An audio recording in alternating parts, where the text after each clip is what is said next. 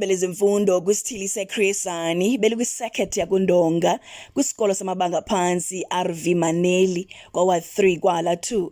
Elisebe belihamba ne-private aerobic instructor nanjengoko belibambe i-team building nalapho islogan sabo besisithi your health and wellness is our priority. Okona kuphambili bekuvuselela umoya webefundisi-ntsapho nanjengoko abantu behlangabezana nemicelimngeni eyahlukileyo kumakhaya, emisebenzini njalo njalo.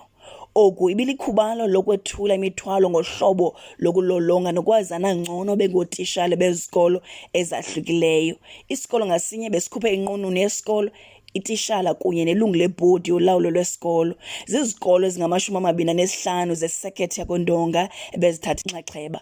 uMiss Mabhengu ongu-circuit manager kundonga circuit kwisithili saseCacadu uthi le nkqubo ye-wellness program eyona nto ibiphambili ngumba we-team building, uba kwindawo yomsebenzi luba khona uxinzelelo kwabanye abasebenzi, kungako bebambele wellness program ngendlela yokuphalaza imbilini. Kanti uMrs Siyaduhuwe oyi-employee wellness officer kwisebe lezemfundo kwiChris Hani West District uthi bayavuya ithe yayimpumelelo inkqubo yale wellness neyicelwe yi-circuit manager nanjengoko ifika.